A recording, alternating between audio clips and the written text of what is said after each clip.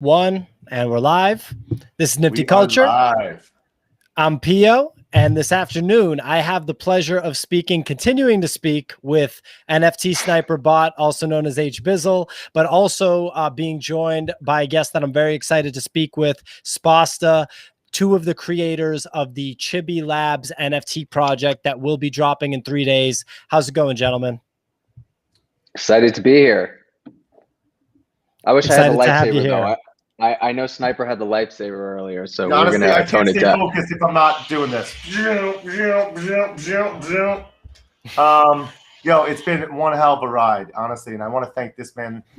First, I want to thank Pio, honestly, for giving me a shot to be on this YouTube stream, and then I want to also thank Spasta because he really makes shit happen. And right away, as soon as we met in the NFT space, I said, "Yo, any business I'm involved in, Spasta makes the real decisions. He's the CEO because we see what goes on when you give a kid 9 apes, 4 lightsabers.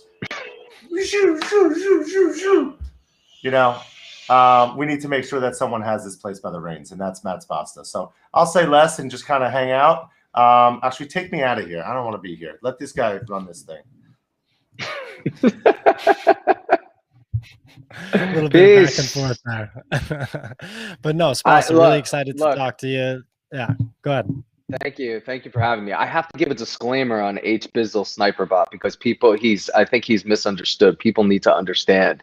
He found his calling when he became an ape, right? He came into the ape community, he aped into the ape community, and then he mutated into an ape. He is an ape by trade. Like he found his calling. And I don't think some people are maybe turned off by his tactics. Some people are maybe turned off by his shtick.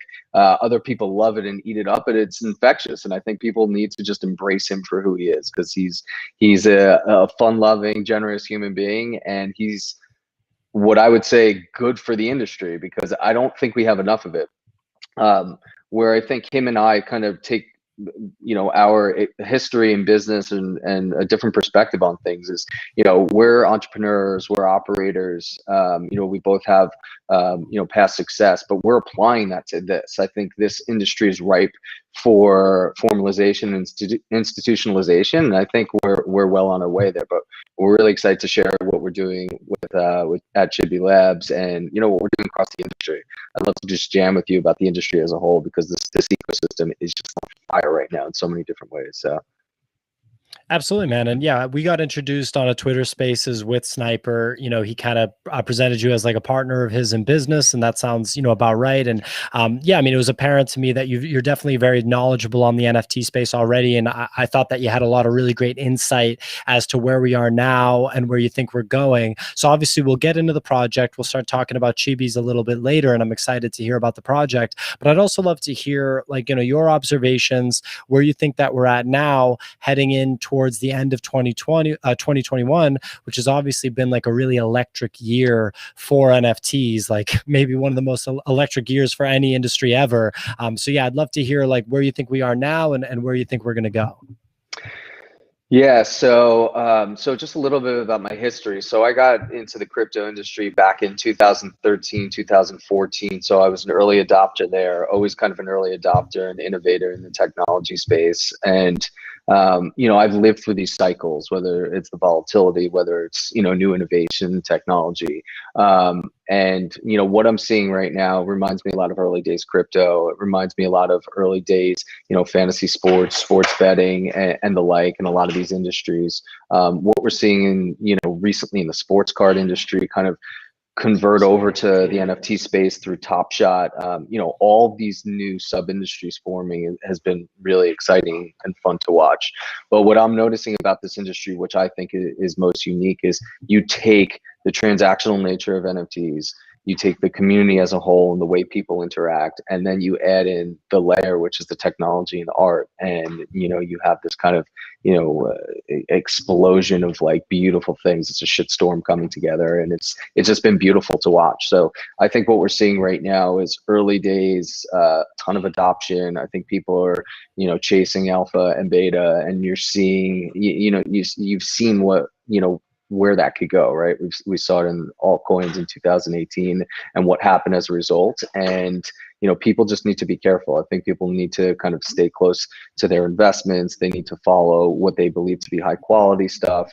But anytime you see kind of these cash grabs happening, it raises alerts, and people should be cautious of how they're approaching things for sure.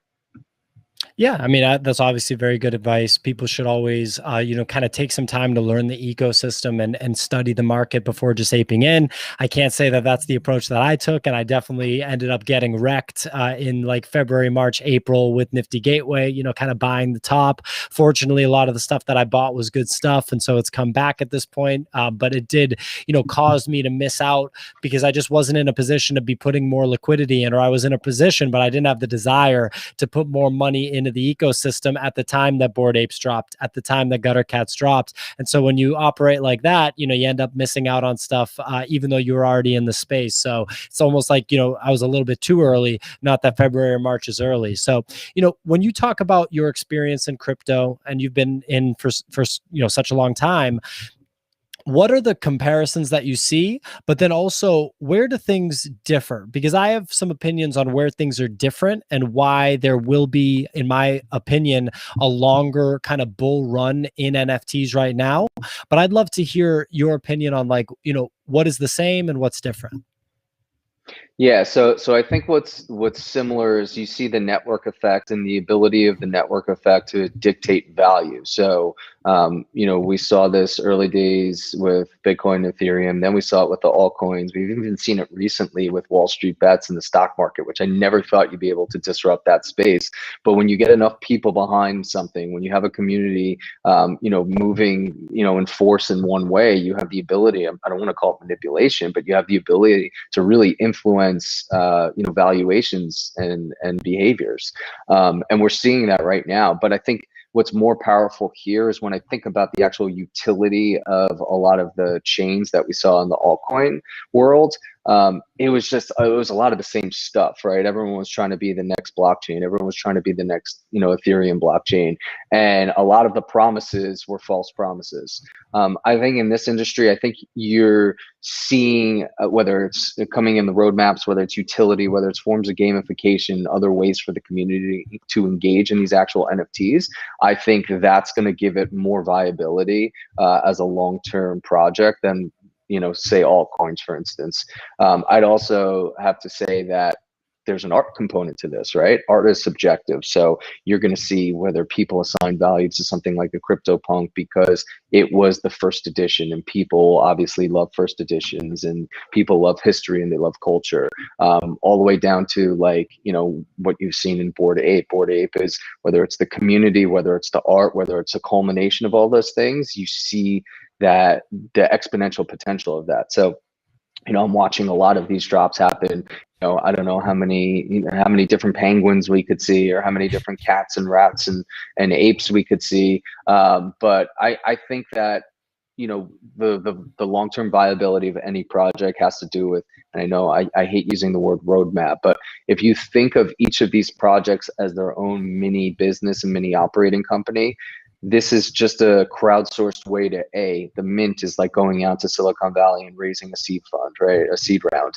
Now your business basically has operating capital. It's what you do with that operating capital to continue to engage the community, to continue to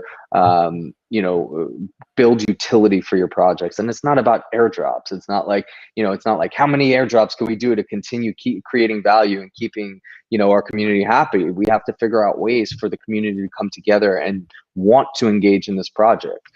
So I think that's what's really important when you think about sort of the long-term nature of a lot of these projects and the long-term success of these underlying businesses. For sure. And, I think you talked about collectibles and that kind of side of it. I think it's fascinating that the success that people are having in the NFT space selling these collectibles, and the fact that, the collectibles are all priced in ETH. So it's kind of this gamified scenario. My friend made a comparison that I think is really astute, which is just comparing it to poker, right? And it's like 0.1 ETH is just like a poker chip, or point whatever amount of ETH that you can afford is like a poker chip. So it doesn't feel like real money when you're throwing going over $1,000 on a JPEG image that dropped yesterday, right? Like you're literally speculating on something that's existed for one day. It's a picture. There's some promised other utility, but we don't know what that's really going to turn out to be. And I also think that that system is spilling over into traditional collectibles, because if you're going to buy one of these JPEGs that's been out for 2 days for 3 ETH, but then you look at a LeBron James signed rookie card or just a Michael Jordan rookie card or something like that, and then you price that in ETH, all of a sudden it starts looking pretty cheap, because Michael Jordan's legacy is already done. So we don't really have any more questions about that. We know that he's the best basketball player ever. And if you buy that Michael Jordan card for 2 ETH, you start to kind of scratch your head and you're like, which one of these is worth more? Or like, an X-Men comic book. And once you start looking at the prices of these traditional collectibles priced against ETH, it becomes a lot different.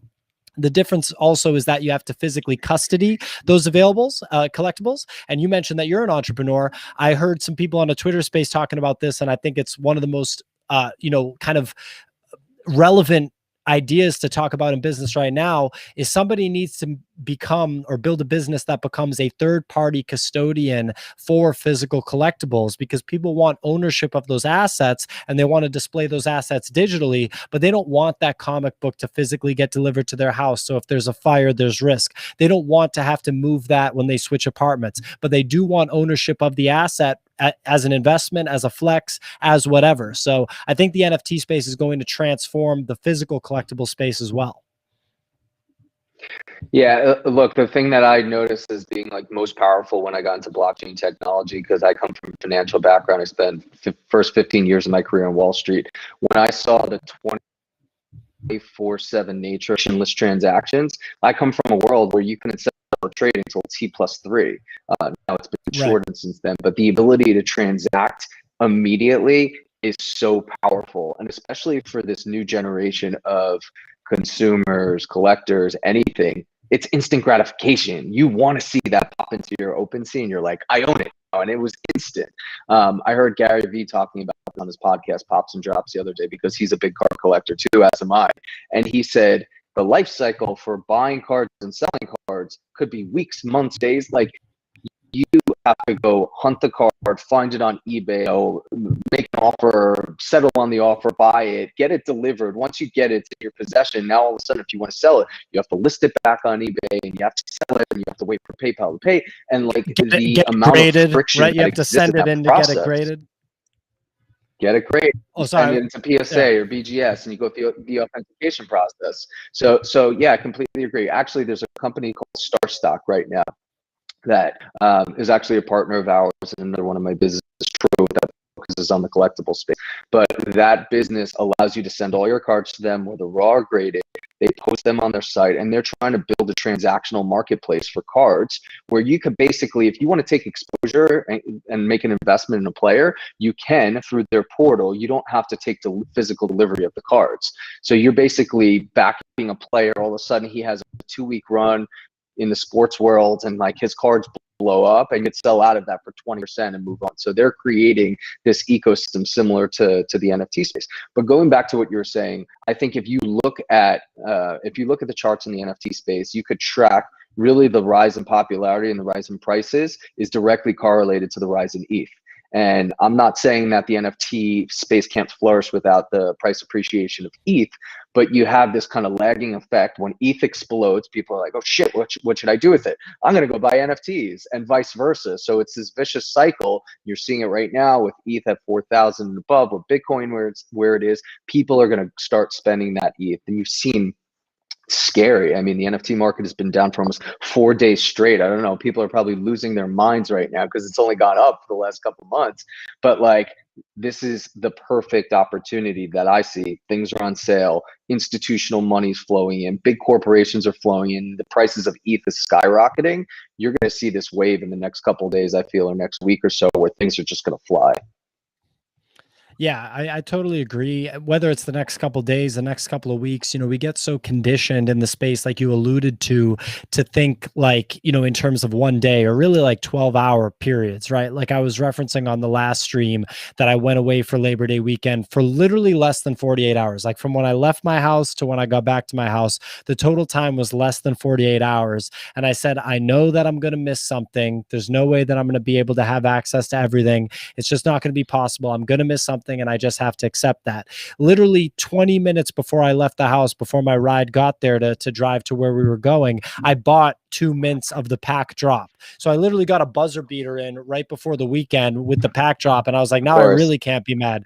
And what happened over the weekend? A bunch of new stuff came out, including the Gutter Cat Mint Pass that I just missed, right? So we get conditioned like this. But when you zoom out and you look at what's happening, you look at what is expected to be a continued bull run in Bitcoin and ETH through the end of the year. You look at all of these Christie's and Sotheby's auctions, which could have a positive, negative, or neutral impact. But the point is, we don't know what kind of impact that they have. When we look at all of these factors together, it's going to be such an interesting next couple of months. And then no one knows what's going to happen in 2022. No one knows what's going to happen if there's a crypto winter. So it is so wild to think about. I'm going to pull up a Sniper right now because I see him waving the lightsaber around. I want to see what he has to say.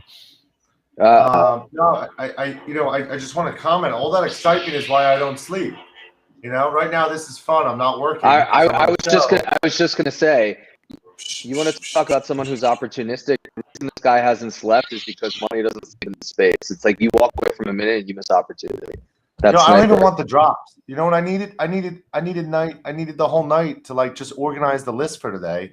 And then you have dynamic situations in business. Someone had to drop out because they had to be called into work today, which is totally fine. No, I appreciate anyone doing this on last minute notice.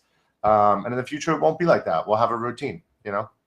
I'm waiting on Fabs. I don't know. I guess we may have to just hype him up and talk tomorrow. I mean, I know he's overseas. He may have tough. Let me ask him again.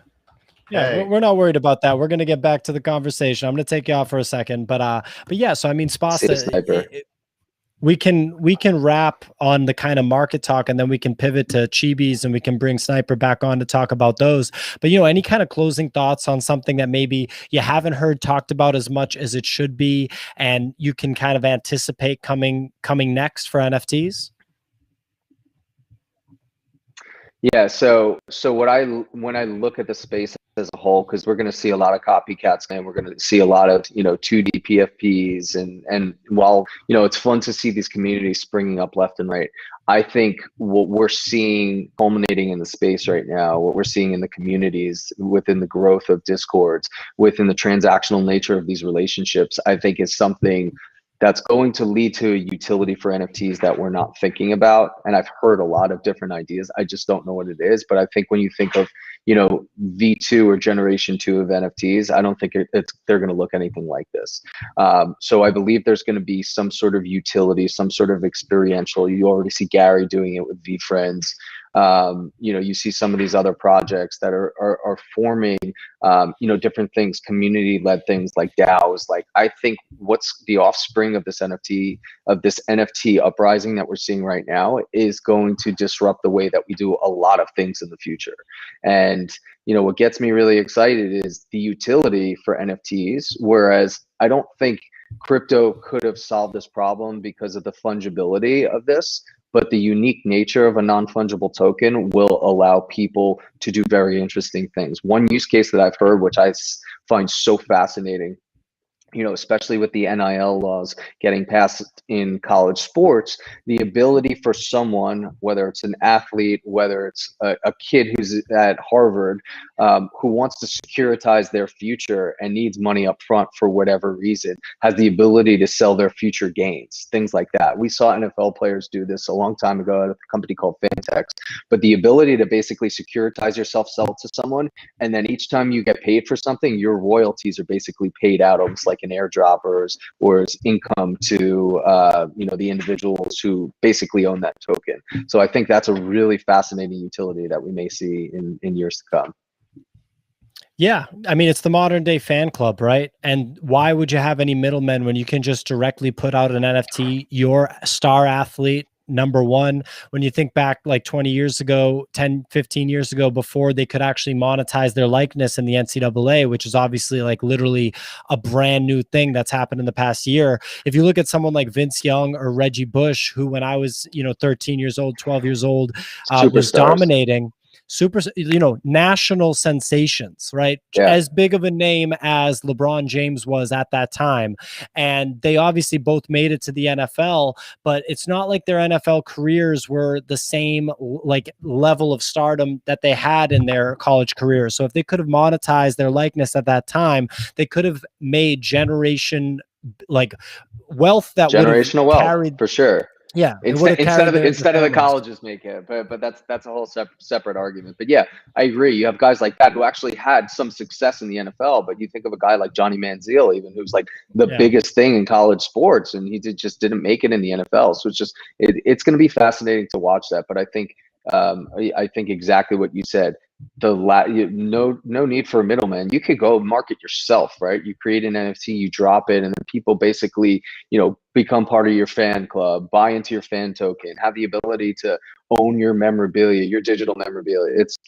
It's just, there's the limit. We're only scratching the surface here, but I will caution, because I always believe that anytime an industry gets ahead of themselves like this, and you see money falling from the skies, it's a cautionary tale, but we've seen it happen so many times. So people just need to be careful. Make sure whatever you have invested right now, you're comfortable losing a good portion of it, if not all of it, because these things come and go in waves. I mean, what we see right now, you're like, a CryptoPunk could never go down, or a Bored Ape could never go down. It happens to blue chip assets always. So, what I would say is, if you made a lot of money, take some chips off the table, look to sit on the sidelines, look to reinvest. But I've seen people, make and lose fortunes in a very quick amount of time. And just remember how quickly these cycles go, because how fast everything moves on, on the blockchain and in the internet. So. Yeah, I mean, you're talking about throwing the baby out with the bathwater, which is what happened in the stock market crash of 2009. It happened in the dot-com bubble burst. It happened in the COVID crash, right? You could buy Tesla stock down like literally 55% or something right after COVID. And then how'd you do on that for the rest of the year, right? So it's like exactly. The baby gets thrown out with the bathwater. And this is an illiquid market compared to the stock market, for example, compared to the crypto market. Selling a JPEG to somebody is a lot different than buying Bitcoin or selling Bitcoin, Ethereum, Tesla stock, anything like that. It's a lot different. And we're going to switch to Chibis in 1 second. We're going to pull Sniper back in. But I wanted to call out two things. Number one, the Nifty Culture token just sold out. So thank you everyone that supported. But then number two, this person, formerly Rodline, said, but there is a middleman still, OpenSea, Rarible, etc. Very few people could do it totally alone. What I would say to Rodline is that, well, on the primary market, there is no middleman. When you go to nftcult.io and mint our token, that money went to Nifty Culture. When you go and buy LaMelo Ball's NFT that he put out on his website on the primary, that money all went to LaMelo Ball. It did not, no one got cut in. And then when you sell it on this marketplace, this secondary marketplace, I think the fee on most things that OpenSea takes is only 2.5%. And then the other fee is actually to the creator. So as far as middlemen go, that's a pretty reasonable middleman for giving you a widely used marketplace to be able to buy and sell these tokens. Safe marketplace. Right? I think that's the most important thing. It's like, I've done a lot of off-market trades before, and luckily I've had a good experience there. But yeah, I mean, if we're paying a marketplace or a middleman to help create liquidity, help market our stuff, I'm comfortable paying them a fee for that, because if you're going into a Discord and you're shilling your stuff and you're trying to get it sold there, sure, there shouldn't be a marketplace for that. There shouldn't be a middleman who's taking a fee for that. So I completely understand it. But I think that OpenSea is a really good actor and partner in the space for everyone. Absolutely. So I'm going to Sniper's banging down the door now. I know. He's in. Here he is. What's going on, buddy? He's back. When we sell out a thing, I get a moment of a lightsaber, because that's what a Jedi does. It's up to you. It's Pio. Right. You need a lightsaber. After this, I need your address for a sweatshirt, and I need to send you a lightsaber because you deserve one. And so does Malachi. You fucking sell out a drop. You got to take a lightsaber. I'm doing it for you. It's like a victory dance. Sniper, let's talk history. Tell us your history with this project, how you got involved, how you met Fabs. And by the way, Sure. So Fabs is the original founder and creator of this. He's going to be joining the live stream soon. But I want to tell the genesis of the story, then Fabs will tell the genesis of the Chibi story. and it'd be great if well, leave those Chibi apes up, but leave it for a little bit because I love looking Oh, at they're them. so fire. I love looking at them too. Good looking apes, man. Me and Spasta have a really good PFP. If you see my Jekyll to my Hyde on HBizzle NFT, it's he made me like a superhero one. You know, I was like, I just want to be like badass superhero, taking the NFT industry by storm until we get to 27,000 ETH. That's the plan. So here's the history: is that I got into NFTs from a friend, got Z1, did a little Z1, missed the V friends. Someone showed me Blobs, my boy Meister Dog. Where you at, Meister Dog? He showed me Blobs. That wasn't like the greatest hit, but you guys see my personality. I was meant for apes. When the Blobs came, I bought them all up. I bought all the spray cans. I tried to corner the market on the spray cans, lost a ton. But it doesn't matter because what happened was I was into the Blobs for a moment. And then I saw someone else who had a blob also had one of these Chibis in their account. So for me, the Blobs are a stepping stone. Everything in my life is a stepping stone. In my real life business, my first client that I ever got led me to my second client. My second client led me to my third client. What we do today, PO, smashing this radio show, limited sleep, limited food, limited breaks. At 5 o'clock, 5:01 today, PO is a fucking legend, you know? And because we're rocking it. We're pumping out NFT content. We're aping around and aping around. So from the Blobs I saw this Chibi thing. I thought the art was fire. I didn't know anything about NFTs. So being a little naive was good. I just like the art. Aesthetics win. Here's the message with Chibis. Aesthetics win. We got fire art. We got a great artist. We got Spasta with the brains. We got me with some creative. We got a team of people around us. I'm calling them Chibi Nation. Want to know why? Because people who stepped up on the radio show today jumped into our Discord and they want to help out. They want to step up and help get the message out. It's not just about art for us. It's about getting people involved. There are athletes that are getting involved in our Discord that I said, hey, do you have any skills in marketing or social? They say, no. I said, good. Here's a chance to go get some skills in that. Start marketing NFT projects because guess what? In 3 months from now, you'll make a lot of money from doing it. I got a law student in here who just wrote something for Malachi. Ross wanted to edit it. Shit, hold on. Do we need to edit? Someone wanted to. Sorry, guys. It's important. It's going on your website. But anyway, back to the Chibis. I saw these Chibis. They were fire. I went after them. I got 1 or 2. They gave us a box. That was if you go to you should go to my account if you don't mind, PO. In HBizzle, you have some empty boxes. Spasta, we need to get rid of these boxes, or maybe they're going to be an artifact. Yeah, we've moved them to another project. Yeah, they may be. They're going to be part of the legacy brand. I have them listed like a savage. So you're going to hear more from the founder and the creator of this, Fabs. Fabs is an engineer. He's an artist. He launched Gen 1 of these. He sold about 100 of them. You know, he had a pretty decent following. He went to go launch Gen 2 of the next 100. And, you know, just like any other creator in the space, it's like, if you don't have a big enough community, if you don't have a strong enough buyer base, you know, it's hard to have success. So HBizzle approached him and he said, hey, I love this project. I love the artwork. You know, we have a team of individuals who are very well versed in the space and are also operators and they understand how to run businesses. You know, let us come in and help you and support you on the next generation drop. So we're going to be dropping Chibi Apes on 9/9, 3 days away from that at 6 p.m. Eastern time. We are launching Gen 3 as only an ape gang. Chibi Nation is going to be apes in Gen 3. And then future roadmap shows that we're going to be doing some other characters as well. But, you know, our Gen 1 and Gen 2 holders will get access to the pre-mint and it will be like a mint pass for all future mints as well. What we decided to do is we're only launching 3,000, but we decided to list at 0.025 mint, which you don't see very often. This isn't a moneymaker for us. This is a community building exercise. We wanted to lower the barrier of entry for individuals to come in and get access to these chibis.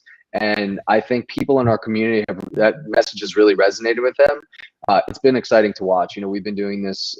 We've been really kind of out there pumping this publicly and talking to our community. We've grown our Discord from 500 to close to 5,000. we've grown our Twitter to, you know, right now we're over 8,000. So we're really building this to you know, a big project at this point. Sorry, Sounds my family incredible. just showed up. No worries. I mean, actually, we skipped some of my story, and I won't let you off the hook because this is the story. So there was a story that Fabs, you know, I had like 4 or 5 of these chibis. If you would look around, if you don't mind, Pio, at the actual collection, because some of them are still there. Some of them I gave out to my boys. But yeah, don't buy this box is what they changed it to. Thank you guys. I'm trying to sell boxes, and it says it's like this is not a scam. Thank you. I appreciate that. And that alien there, let's tell the story of the alien. That's all. And why it's priced so much. That's a crazy price, right, Pio? I'd say so. How much? 3.4 million is what I want for that. It's good because it's 888 ETH. It will get me closer to the 2,700. But the reason this is so important to the project is because the project was kind of stalling out a little bit, and I was sitting there holding 5, 6, 7 of these chibis, not this alien. But I was talking to Fabs, and I was kind of saying, hey man, I'm a big supporter. He'll tell you the story that, you know, he almost gave up. There was only like 20 holders or 25 holders, and I owned like eventually 15 of these. Fabs made a story that whoever owns the most amount of chibis gets this alien at the number 96, the first alien in the batch. And if you guys have seen my personality, I think you know how I roll now, which is, you know, I'm going to come after it if I want it, you know, and Spasta's back. So I was telling the story of this alien. I went after it. I had all the chibis. He dropped this alien. And then I was so proud of my alien, and I showed my CryptoPunk broker. And I do have brokers, yes. And you know, some of these guys think it's hysterical. Yeah, I'll be the one laughing at the 27,000 ETH. Okay, so my broker takes a look at this shit, and he goes, "Dude, the art's fire, but it's a joke." And I was like, "What do you mean it's a joke?" I took it personally. He's like, "It's a joke. It doesn't have a contract. Someone made sick art, and they just put it up on OpenSea, and you bought it, but it's not generative. It's not based on algorithms and computer code. It's just a beautiful art piece." And I said, So I kind of like, in not so many words, kind of like said that I kind of borderline insulted Fabs. I don't know. It's supposed to tell everybody how I have a deliberate, direct way about me within the first 4 seconds of a phone call, how I just happen to lay it out there.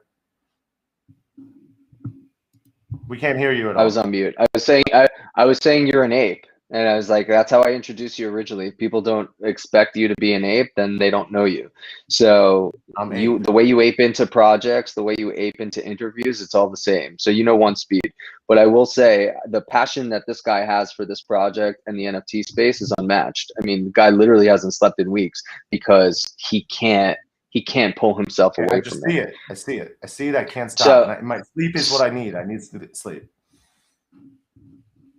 Yeah, so I just want to comment because I see people writing comments. So the floor price on the original Gen 1s and 2s is up to 3.5, which is, you know, to us it's exciting to see. Obviously, it's exciting to see the volume and these things trade. But again, we're releasing Gen 3 at 0.025. You know, we didn't ever expect the floor on the early ones to jump, but I think people spot the value. People see the community growing, and what they do is because there's such a limited supply of them, they've gone up and bought them up and driven the price I'm actually not buying them, right? I'm not allowed to buy 10 of them. I'm not allowed to. They will not allow me to. We're not buying on the main sale. You bought a Gen 1 the other day for almost 4. I bought it for 4.5. I saw it went for 3.5. I'll tell you why. It went for 3.5. I was nice. I let everybody get it for 3.5. I was nice about it. Then it sat there at 4.5, and the next one up is 100. And I gave one away to Des Bryant by accident. Not by accident, for a long-term marketing play. It's kind of like the ultimate flex in this space. It's not enough that I have the Royal Flush in HBizzle Vault. If you're listening and you haven't seen my profile on OpenSea, you're missing out. HBizzle has all my cats, and then HBizzle Vault has my Royal Flush. Go enjoy that. Anyway, the point of the matter is that's not enough. I got to send one to Des Bryant, a guy who never responds to tweets. That's his thing. So I had to buy the ape for 4.5 because it's just such a good deal. And everybody saw it for 24 hours. And no one's acting on it. So like, but even more than that, because I see people commenting. It's of course it's about the money. Yeah, long term, it's about building a viable community and business. But I think what HBizzle is saying is he sees the value in these things, and buying that 4.5 is just insane. I mean, that's like aping into your own project, but it's also gives you a lot of confidence if he's putting that kind of money on the line, how he feels about his project. If you go look at some of his activity, he's been giving these out for free to partners, influencers, anyone he wants to bring into the Chibi Nation. Our Fizzle. Just tell them a little bit about the types of people that are on this team and what lengths I'll go to get them on this team. Yeah, I have to say again, I come from another world, right? I come from the startup world. I sold my last company to a public company, and to me, it's very important to bring really established, whether individuals, entrepreneurs, to the table for projects like this. I haven't seen this type of firepower on any single founding team that's come with a project. And again, there is a legacy project attached to this in the Gen 1s and Gen 2s. But the type of people we have behind the scenes, we have a 007 chat that we set up in the Chibi Discord, where we have pro athletes, we have successful entrepreneurs who've sold their companies for billions of dollars. I mean, it's insane the way this has all come together, and everyone's really, I think, the most relatable thing is that we all have the same goal in mind. We want Chibi Nation to become a thing, and we want this project to take off in a really big way. So we're excited. You and Fab were surprised that I bought ChibiNation.com so fast last night. I mean, this guy went out and bought ChibiNation.com for. And I don't even care if I get paid back. It was $1,700. Let's just fucking go. Fuck yeah. Well, I'm happy to hear about the history of the project. This isn't the only instance when I've heard of a project that maybe was a little bit stalled, but then adjustments were made and that prompted it to have a kind of happy ending. And when I look at the floor on the editions that are out right now, it's very impressive. So how many mints are we talking about in 3 days? What's the story there? So in 3 days on 9/9, we're minting 3,000 Chibi apes at 0.025. So we're actually doing a pre-sale the day before on Wednesday the 8th, where we have 300 of our original Gen 1 and Gen 2 holders, plus some partners who have helped along the way, some mods, community members who are allowing to come in on the pre-sale. That's only going to be 300. We did 10%, but we want to take care of our people, of course. And then, I'm praying that we don't run up against gas wars, but I can't buy anything without having to pay exorbitant gas right now. So that's really a challenge of the industry. And I think everyone's talking about it. I've talked to several people about potentially doing this on Solana and some other places, but it's just it's too risky at that point. But, my hope is at 0.025, even if folks can't get into the main mint, they're going to be able to buy in the secondary for close to that. Yeah, I mean, the gas war is, I think, pretty inevitable. I think for something like this, where it's a project, a quality project with a history, with a 3,000 mint count, with a price tag of 0.025, I think that, we'd be a little bit delusional if we didn't think that there was going to be a gas war for this one. So that is, people are going to have to sign up for that. It is what it is. It's happened with every quality project. And you can hope that it's not as bad as like the Oni drop or the Vogu drop, which, I think you guys will probably be in a better spot than them. So once someone owns this token, can you talk about the community that's been built? Can you talk about what might come next? Can we just change the image? Because I don't think we should sit on the one that I'm listing for like a real billionaire to buy. Let's look at the floor and just like what would be like a zombie one. And you don't have to show them the ape ones. Those aren't obtainable. Only it's in Dez's wallet and my wallet and maybe a few other people's wallets. But I'm sorry to make you change it, but I just want to show people some of the other parts of the collection. But yeah, so I mean, once people. Oh, go on. Go ahead. No, that's a good one at the floor. And if we get 2 more sold, we're gonna get our blue check mark on OpenSea before we come in with the G3s. So that's nice too. Nice. Yeah, so Pia, to go back to that, actually, it sounds like we may have Fabs joining because Fabs could talk to this a lot too. Hold on one second. He may pop in backstage. Let me just get him the link. Sorry about this, guys. So anyway, just to talk about some of the other things that we're doing, I spoke about the Min Pass before. We want Gen 1 and Gen 2 and also Gen 3 to have access to our future drops. We're developing a story and a narrative behind the Chibi Nation, what it means to, where the apes came from, the origin story. We're going to be dropping that later. But, some of the other things that we're looking to do is, Evan could speak to this more, but, we're building a great location in the sandbox right now. We have land that's close to some of our favorite projects. We want to, you look at these avatars, right? You look at these individual chibis, like the ability to use these in, whether it's a sandbox in the metaverse, across different, we have that across different mediums. That too. We're shopping in Decentraland. If anyone has land that you want to unload and be part of the project, it may be a good way to get in. If you have if you know your way around Decentraland, hit me up, because my broker, he is struggling with that. So we'll talk about it. Continue, please. Sorry. We're having conversations about VRM and other ways. Like if you think about these chibis, especially the story of the chibis and how it's going to all come together when the Gen 3s and the Gen 4s clash in the future. There's going to be a war between these generations, and it's going to be really exciting to watch the whole thing come together. So we want to create different forms of gamification. There will be, different ways that we could drop these in the future and airdrop them on some of our users. The other thing I meant to say before is, we are trying to get some of the Generation 2s in the hands of our community. We've been doing giveaways almost every single day.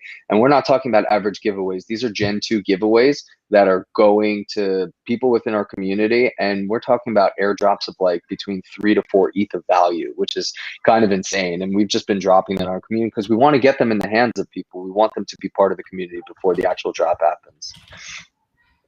That's so awesome. And I was just going to say, it seems like it's definitely an IP play too, because when I kind of look at them, I feel like they are prime for video games. They're prime for cartoons. They're prime for coloring books. They're prime for physical collectibles. So I did notice that you own the IP when you buy a chibi. Is that right?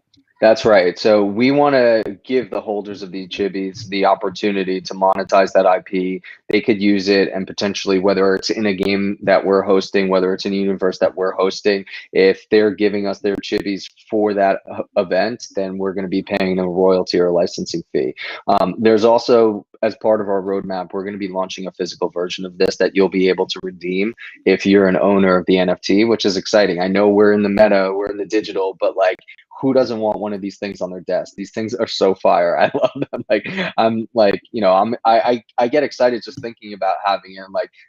I know H Bizzle's kids love these, and I think we got Fabs backstage too. So I'm excited to see Fabs, explain more about what's going on the technological side, because he's, well versed in this area. Do we see him backstage? Yeah. Oh yeah, I'm gonna pull them on, and I was just gonna say also, like, I know a lot of people in the NFT space are kind of like digital maxis, but yeah, I mean, you have to keep in mind with a lot of this stuff, anything that's an IP play, there are going to be physical toys, collectibles, coloring books. All this stuff is going to be created, and it should be embraced, right? Like the NFTs, the most valuable thing of everything is going to be the NFTs, but the physical side of it is not to be slept on, especially when you're creating IP. Which, when I look at this project, this is a prime example, I think, of creating IP. So I'm bringing up Fabs right now, and Fabs is the original creator. Is that correct? Yes, he is. And someone in the audience, hey Fabs, how's it going? We'll see if he's having some tech. Great to hear. We don't get camera with you. We just get your chibi avatar. Fabs is anon. Okay. I'm anon, yes. Well, the formerly Rod line in the crowd said, do the chibi owners have the full copyright? I know that language can get confusing, but do we have any insight on whether chibi owners have the full copyright, whatever that means? Yeah, we're planning to also release a few terms on that. I know we have not did that so far, but we're definitely planning to do that. We just need a little bit of time, and we'll write a few things down. But yeah, we want our people to create derivatives to also use stuff commercially if they want. So that's gonna be about it. And then we have the Chibi's NFT collection, we have the Chibi Apes collection, and so far we are planning to give on both the commercial rights. Hi, Fab. cool. I just want to say hi. I'm not going to be on here too much. I just wanted to say hi and just let you know this is Hey, even. This is a celebratory. I don't know if you could see me, but this is a celebratory lightsaber showdown because you're here with us. So I'm just going to do it for the radio show. Yeah, thanks for having me, guys. And I'm super sorry. I for some reason I was heads down and in the project, checking the contract, checking the images and stuff. And I was thinking that the radio show is tomorrow, so I'm super sorry for being late. No, it's fine. We did a primer. We did a little intro around the project. PO and I were just, spitballing on the market and the state of the NFT space right now. Fab, some of the things that we were talking about before, and we had just gotten into this, but I want you to further expand on this. Some of the future utility of the Chibis, how we see this playing, whether it's in the sandbox or in the meta in general, because I know we've discussed this in other places. Yeah, so we're planning and we're thinking about our Chibi apes to bring the most utility you can see right now in the market. So first of all, we're gonna have the mint pass as a utility. What that means is it's pretty new and pretty new concept in the NFT space, where you basically own an NFT, and this gives you rights to mint other collections before other people can mint, or basically that you're the only one who can mint an NFT. So that's going to be number one utility. And for any collection we launch in the future, we are planning to give this right to our Chibi Apes holders. So these will be the people who are going to mint first. That's going to be the first utility. We think also one of the biggest ones.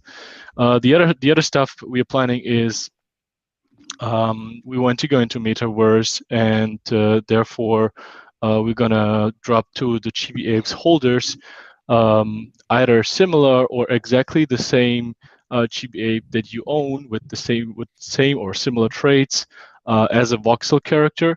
So you'll be able to integrate your character version of your Chibi Ape into Sandbox. Sandbox is going to be the first metaverse we're going to target for the metaverse integration, and we also want to buy land that's on our roadmap as soon as we finish the sale. Therefore, we have the community DAO wallet, which we're going to fill up with 10 Ethereum initially. So we're going to use that for buying the land, and everything else will go into community-driven projects. So that's going to be kind of the second utility Chibi Apes holders will have with their Chibi Apes. We're going to drop to everyone voxel characters, which are going to be super nice, super good. Fabs, I just want to remind you I got us on the land, bro. Don't you worry. I got us. I'm hunting for other land in Decentraland, so I'll be on top of that. And I told everybody who knows about Decentraland to hit me up because we're scoping out some spots there. I want to go a little bigger in Decentraland, just so you know, than what we got in Sandbox. But we'll talk about that offline. Yeah, Decentraland is definitely also on our list, as Decentraland is also one of the was I think really one of the first metaverses out there, and that is known. So we definitely plan to integrate into Decentraland at some point as well. We think that's gonna, yeah. Today, I know you're not going to be able to hear it, but today's radio show with Samurai, we're going to stake sand and ETH in the sandbox. I'm going to stake some with my sandbox land. And the reason why is because it's going to pay me monthly residuals in sand. So by the time we get to the sandbox, guess who's going to be the rich guy again? This guy. It's going to be the Sandman. Look, I know people. I know people hate hearing Sniper talking about how much money he's making in the space, because he sounds like a not so humble guy. But how generous he's been to the community and even this project, with his contribution, whether it's the land later on. I mean, he's reinvesting into the community. He's reinvesting into the ecosystem, and he's not just about lifesavers. You there? Spots, if you were home, I would have dropped one off at your house. But anyway, let's I know. continue. You're the man. Let's go. Hey, Pio, we had Fabs on Spaces the other day, and we were talking about his backstory and really the history of this project and how he's persevered through the generations. And I think it's a good story for others who have aspirations in the NFT space. You know, I'd love for you to pose the question to him because this is your show, but I think that's a good direction to take this. No, hey, the question has been posed. Fabs, you know, any comments? What is the question? Sorry, I haven't used this tool yet. I guess it wasn't posed that well. No, I'm just kidding, Spots. I'm joking. So yeah, just like a little bit about your background, about your journey from where you were in the NFT space, yeah, to where you're at now, 3 days before a drop that, you know, I think is going to realistically perform very well. Oh, it has been a wild ride so far. I have to say, we had really good times and really would say yeah, less good times in the Chibi's history. We had times where we sold out a drop within maybe 60 seconds or even less, and we had times where we needed like 5 days or 6 days to sell out. And this is a very crucial aspiring artist out there. Then definitely you need to have perseverance to stick through those times. This is what I can tell you, because this is definitely you're so mindful about those kind of things. And if you don't sell out, and if you see that people are clicking on a link but don't really buy something, you need to be a hard and a big believer into what you're doing. And luckily for me, I had big believers like H Bizzle, Sniperbot, aka Sniperbot, who believed in my project more maybe than I did, and also were able to price it better than I did. So luckily I had those people to help me on that, and give me the belief that I needed to make this a huge thing. And also with the ideas the community, the people brought in, we brought us all together, and everyone had good ideas, everyone had amazing input, and with everyone together we came where we are right now, I would say. And especially props to H Bizzle and Sposter, who were really driving this thing and helping me on basically the vision, the ideas. I wouldn't be here without them. And shout out to you guys. Thanks for that. Hey, we wouldn't be here without you too, Fabs. We wouldn't be here without you too. And you know, my favorite part of that story, Fabs, is really when you said for the artist, right? I guess it's a little lonely out there. You're making art. You don't know if you're gone nuts, right? And if anyone cares about this stuff. And I know the feeling right now. You know, I really do. Because I think my family thinks I've gone nuts. I think the audience thinks I've gone nuts. I think one of my 3 personalities think I've gone nuts. But I just won't stop, because I got guys like Spasta, I got guys like Sizzle, I got guys like Pio, I got guys like Malachi, NFT Culture giving me a shot. I got Fabs. Fabs, you should have been scared of me. I don't know why you didn't run away from me. I'm a crazy ape. And you want to know why you didn't? Because we got Spasta at the helm. We got Spasta at running the ship, you know? But this is really fun. And I think it's a, you know, it's a great story. Let me just finish and I'll back off. I think it's a great story for everybody to see about community. We didn't even really know what we were doing. I still don't, you know, but in Discord, we blew up once we all started. It's a dream team. We're all doing our part. You know, listen, Fabs wrote me last night at 5:30 in the morning when I'm preparing this video script, and Fab said, I need you to do the social thing. And he sent me the password, and I'm like, oh, another fucking password. But I was like, I'm not going to bitch at Fabs. Yo, he's doing everything. Look at that fire freaking thing for 20 ETH. If he would let me, I'd buy them all. I'd buy them all. I'd catch all my apes and just buy all this. But they won't let me. It's fucked up. So now I have to share it with the world in Generation 3 and Generation 4. I'm not a very good sharer. I never have been. But what's cool is that I'm building my community right now by taking my treasure. If I wanted to be a pig, you want to see a cash grab?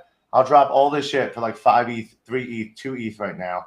I'll walk away with like 20, 30, 40 ETH on everybody and be like, cash grab, Nah, I'm in it for the long haul. I mean, this is just the beginning. Being able to make a story, make some history with Spasta and Fabs now Pio, Malachi, everybody that's on this journey, our Sizzle spending his time on Labor Day weekend writing stuff for us, fixing copy. You know, this guy, I can't afford this guy's time, which is why if you go to the history, let's go show you what I bought for our Sizzle. It's the dream team. Let's go back to Fabs because we got Fabs on here for a little time. We got a question from the audience. Any advice for developers looking? Just tell them the purple hoodie. Any advice for developers looking for artists to collaborate with? That's an interesting question because because usually they should contact me. I can't shut up. I'm sorry. They should really contact me. HBizzle NFT. It's what I do for a living. I've been looking for developers for the last 20 years. I play some of the best in the industry, and I still keep doing it. And we should have Food Bar on this call. Let's get him on tomorrow. It's hard enough to get Fabs. I'll shut up. The activity is I bought it for 2.28 while Fabs is talking. If you can find it in the activity report, Pio, and then Fabs will go. Thank you. Go ahead, Fabs. I just want to get back to the question. Usually it is the other way around. So art is looking for a developer. I would say build up a community and build up a circle of people, build up some friends.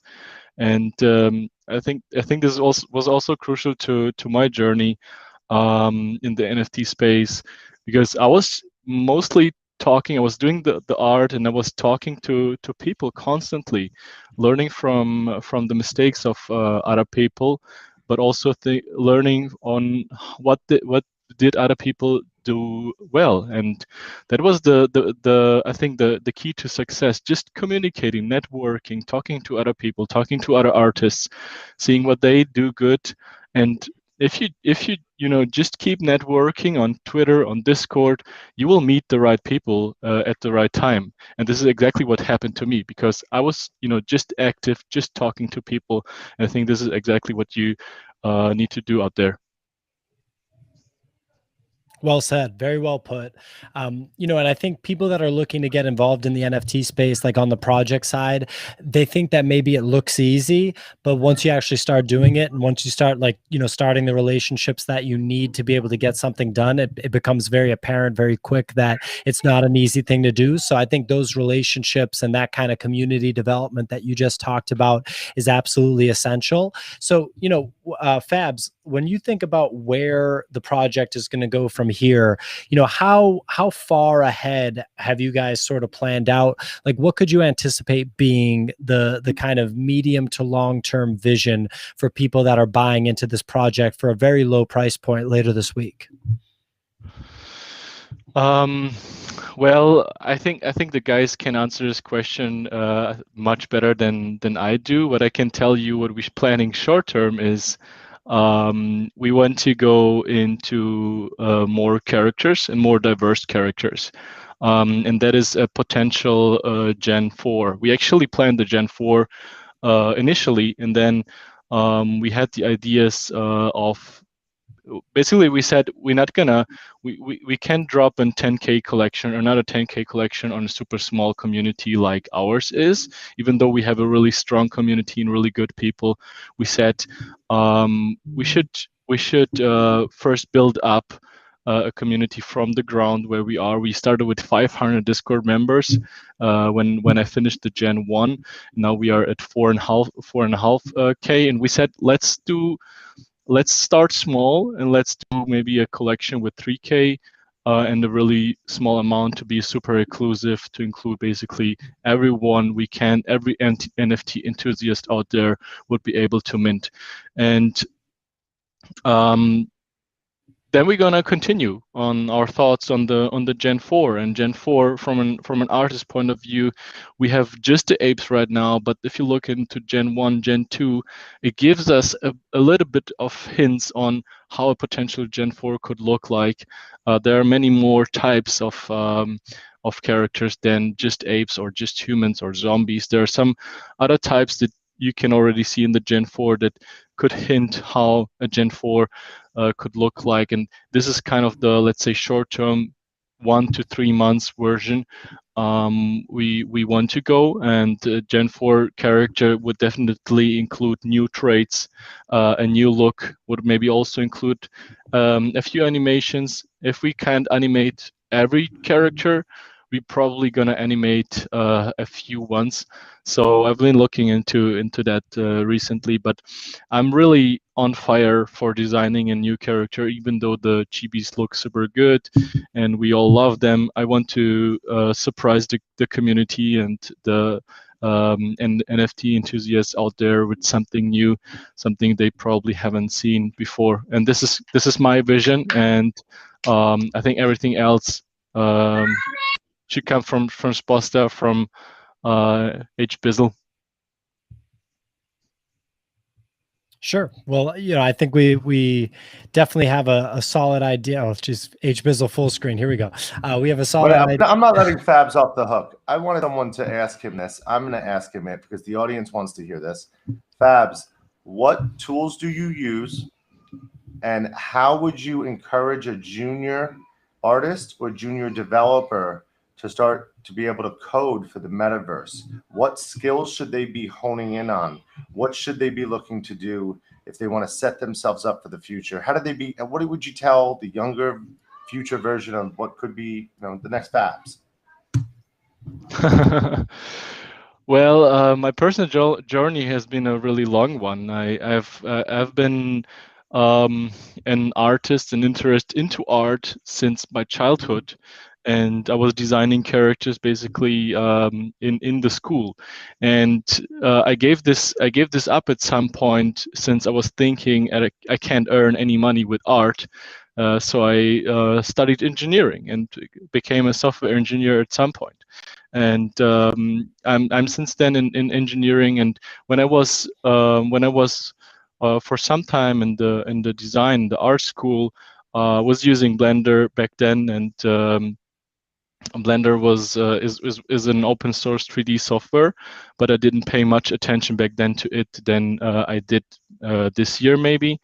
And yeah, so my background is like that. So I turned basically from an artist to an engineer, and then turned into an artist again, because I saw the NFT space really on fire, really getting a lot of traction this year. So I saw that there could be a chance for me to get back what I was really loving to do, even though I love engineering, I love everything around that.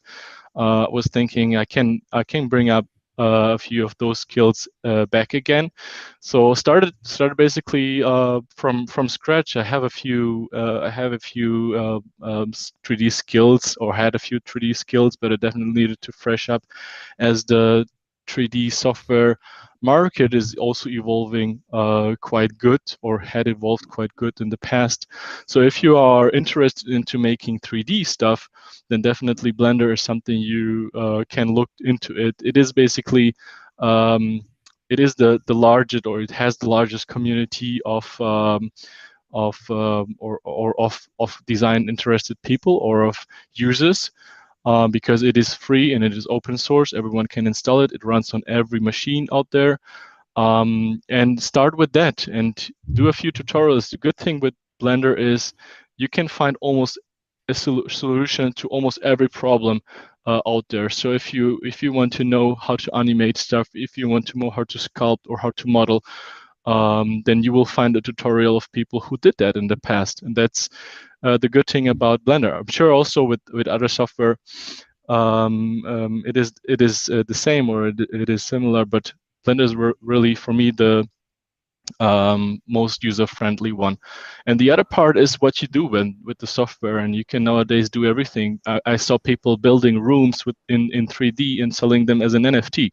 A room basically really designed in really small, and I love these kind of things because it has some details. It looks super small. You can look into the room, yeah. So you can do almost everything with it. And yeah, the other part, what I'm doing is, characters, and character design is a super interesting part of art itself, and that's also something people can develop over time.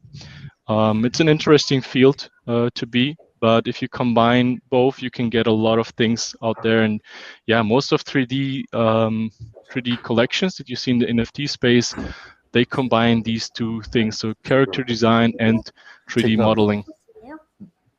Hey, it's Take important. notes. It's important. I have one more question, Fabs. I can't let you go. It's too interesting to me, and I think it's too interesting for the future of the whole entire NFT art, computer science community, and now I'm going computer science. I also have someone that wants to stay anon, so stay over there. What's the name of the app? Mimo? So my daughter is using Mimo to learn HTML. She doesn't want to say hello, and she wants to be the next Fabs. I was just saying that. So what else could she do on the coding side? She's working on. She did. You don't have to say anything, but she's up to buttons. She did like the paragraph, the HTML. She's doing HTML. Our Sizzle said she should do HTML. Then it will be really fun to get into JavaScript. And she's like real artsy and stuff. In fact, I have something for sale in my collection. It's Little H Bizzle Starry Night #1. If any of you guys want to make, want to bet on some upside, sorry to shill that, but I'd hate to sell it, but we're just trying to prove something here. But she wants to go generative. We want her to make art like you. So she's got to do HTML, JavaScript, and then learn Python. You can't do what you do in JavaScript, right? Hey, Fabs, quickly before you jump in, I've been on the live stream for over an hour and I still haven't eaten lunch yet. So I'm going to bow out. I'm going to let you guys finish up. Fabs, thanks for joining. Pio, thank you for having me. Bizzle, thank you for aping in as always. And I'll see you guys soon. Let me know when you get home so I can drop off your lightsaber. All right? Please. You know what? WGFMI.com. WGFMI. But really, come join the Chibi Nation. We're doing some great things. Yeah, Chibi Nation. And it just happened, so the website's not live yet, but chibiapes.com. Spasta, just tell them one more time. How much is the mint price? It's so cheap. It's so cheap. 0.025.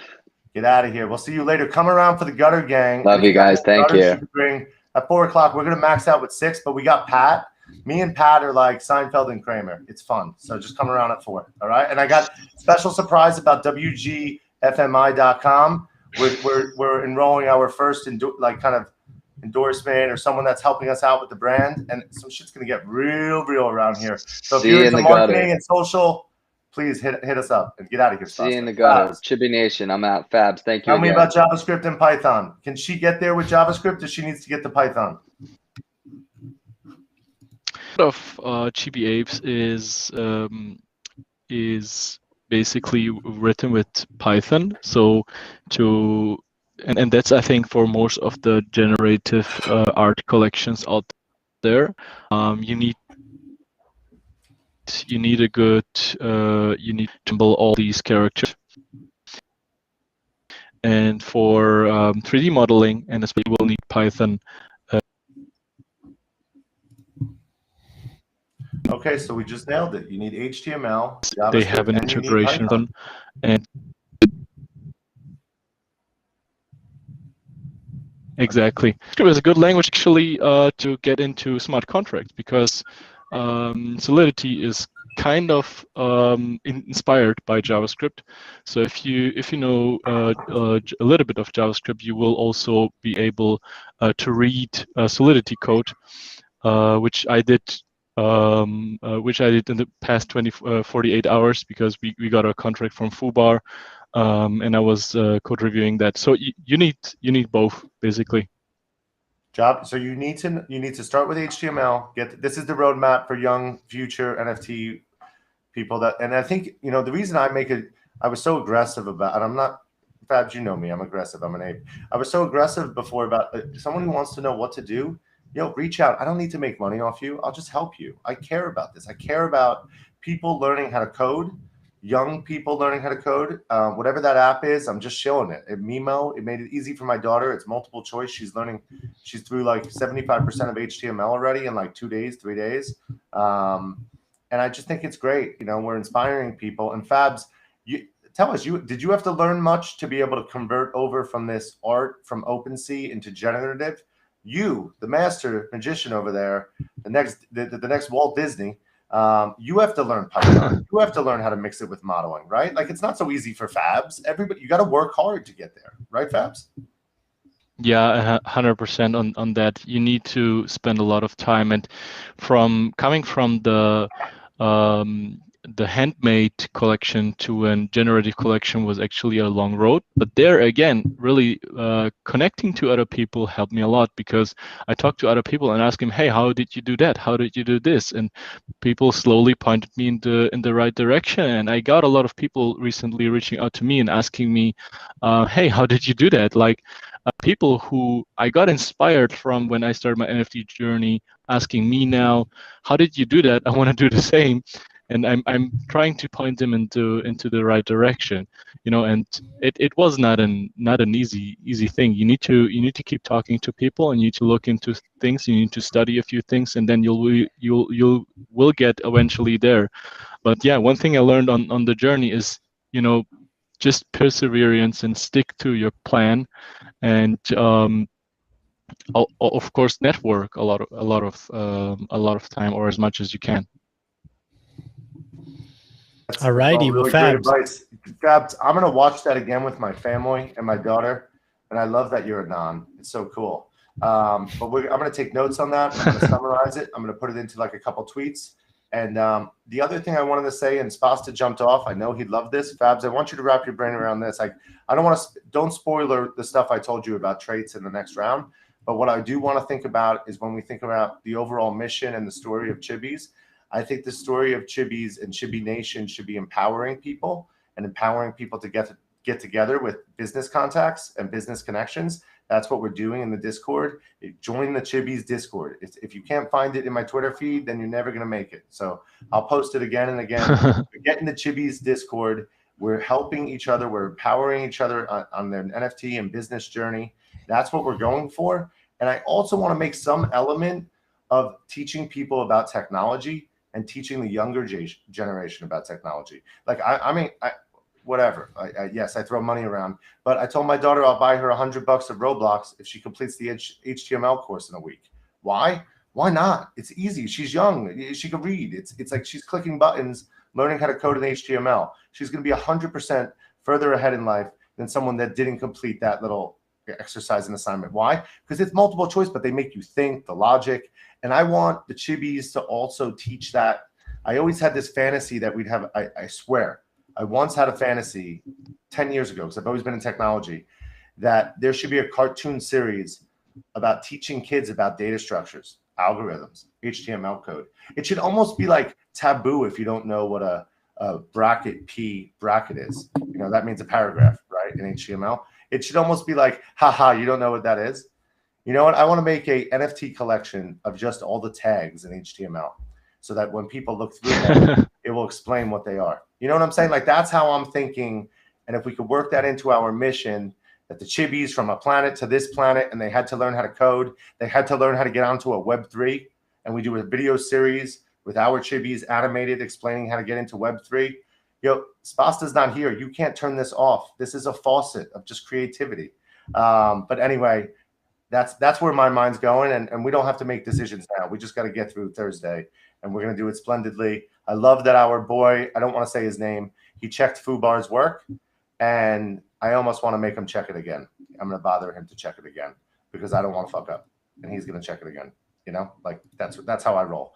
And we're going to crush this thing, and then we're going to have so much to do because we're going to have so many people that want to work with us in Channel 007. We're going to have so many stories to tell of success, of connecting all these different people. And it's so early. It's so early. It's not about the NFTs. Honestly, that's why, Fabs, I don't want you to be insulted that I gave away the king ape, the best ape in the deck. I gave it away to Des Bryant. He didn't even tweet about us. You know what? Fabs, I think you know I'm a marketing genius. The reason why you have this purple thing up is because I bought that for R Sizzle, and I would never ask him for the money because R Sizzle writing copy is worth more than that thing. And that thing I bought him for 2.28 ETH. Let's just call it, I don't know, what is that these days? I don't even think in currency. $9,000, $10,000. And I'm not getting more than that. I'm not asking R Sizzle for 10 grand. There's no way. The fact that he's in 007 and before he goes to sleep at night, he's checking his Discord messages and everybody has access to this. This is building our community of empowering. That's why Chibi Nation just made sense to me. It was a snap decision. When R Sizzle was like, and I'll give him credit, you guys should be the Chibi Nation. You got to go bigger. I said, that's us. We're going bigger, and we're empowering people in business connections, and we're empowering people in learning technology. I have friends that are getting into the space to mint, and I'm sending them, when you see it happen, don't get upset. I'm sending my Chibis to them so they get a pre-mint. I want them to, because they're going to set up a Web3, and they're never going to sell that thing. It's mine. I'm just going to give it to them. You know, my friend's setting up a Web3, and my friend comes from a trading background, and he has never, ever, ever minted an NFT. He's never sent an NFT. He doesn't know anything. He's got 50,000 followers in the trading space. We're going to do a go live for the mint on Thursday. I'm not allowed to mint, so I'm going to go to his house, help him with his Web3, and we're going to video record him getting his first NFT. That type of shit is what I want weaved into the story here as we get to G4, G5, because I think that type of stuff and spreading that love and spreading that wealth of information is everything I'm about. Everything. Because I wouldn't have gotten here by myself. I'm building teams. I got this guy, P.O., poor guy. He's been working like crazy to support all this content that we're pushing out today. And you guys know I'll just keep going another 24 hours, but I won't, because for the beauty of Fabs, for the better good of Fabs, for the better good of P.O., for the better good of Spasta, for the better good of everybody believing in me. When we're done at 5 o'clock today, I'm shutting off my computer. I don't care what's dropping. I don't care what my prices are. I don't give a shit. You know what? It's going to be a big day. I'm going to go enjoy my family, and then I'm going to regroup. I'm going to get quiet, take a little nap, take some rest, and the next day I'm going to come in guns blazing, and then I'm not going to sleep until Thursday. So this is going to be my little sleep before Thursday. I'm not sleeping until Thursday. We're all done. So just so and you can't stop that. No one can stop that. Just so you know. So Fabs, thanks so much for coming on. H Bizzle, thank you for letting it go. But I guess you get my vision. You get my vision, right, bro? Yeah, of course. Everybody, chibiapes.com is the website, and that is for Thursday's drop. The current floor on the existing Chibis is literally 3 ETH, and the mint price of these is 0.025 ETH for a supply of only 3,000. I think you can do the math on that. And yeah, we're going to do some more content today. One more thing. Someone just wrote, what's a better investment, a Chibi or a Givol? I mean, guy, come on. I just spilled it all the alpha. You got the greatest artists I've seen on the line here. If you're asking that question and you don't know the answer, you're never going to make it. You're just never going to make it, bro. You know? But anyway, Pio, thank you. We got to get to the next one. And before I lose you, because I'll lose you on video for a sec, the logistics here are just that I need to open up a room because I got radio guys that want to come in. Once we get them going, me and you could bow out and go get something to eat. All right? Yeah, got it. Sounds good, man. All right, I'll see you guys. Get me the links. Get me